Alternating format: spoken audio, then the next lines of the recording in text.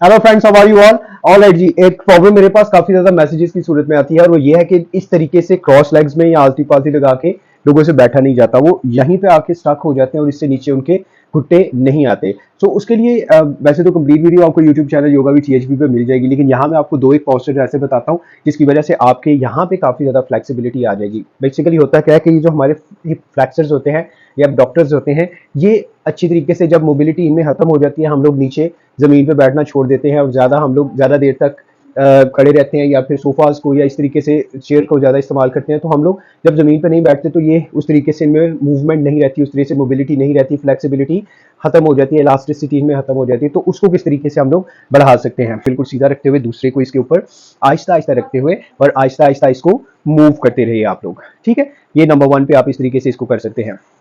Number 2 पे आप इसी तरीके से आप कोशिश करेंगे शुरू में, फॉर एग्जांपल आप इस तरीके से 2 क्वेश्चन ले लें और शुरू में इस तरीके से भी कर सकते हैं कि बिल्कुल क्रॉस लेग्स ना करें, इसके नीचे कुछ रख के बैठें, कुछ देर के लिए कोशिश करें कि बैठना है।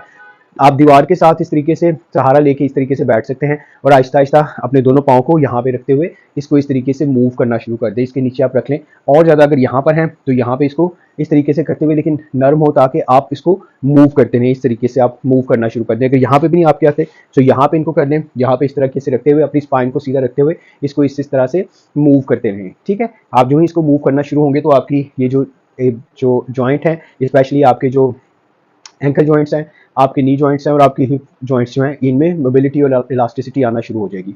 तीसरे नंबर पे आप फिर इसी तरीके से इसको पकड़ते हुए यहाँ पे इसको दोनों एक हाथ को यहाँ से लेफ्ट वाले हाथ से राइट वाला पाँव और इसको ऐसे पकड़ के आहिस्ता आहिस्ता इसको मूव कीजिए, स्लोली मूव कीजिए और स्पाइन को बिल्कुल सीधा रखिए। जो ही आपका ये मूवमेंट अच्छा हो जाता है तो फिर आप इसको ज़्यादा दूर तक इस तरीके से इस जॉइंट को खोलने की कोशिश करें।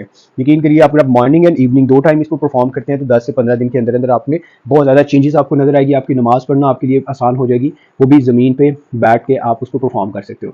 Thank you very much for watching the video. और इस तरह की और बहुत ज़्यादा वीडियो देखने के लिए YouTube channel yoga with THP को सब्सक्राइब कीजिए और बाकी लोगों तक भी शेयर कीजिए ताकि वो लोग नमाज भी अदा कर सकें, बैठ के खाना भी खा सकें और ज़्यादा से ज़्यादा अपनी लाइफ को एंजॉय कर सकें। Thank you.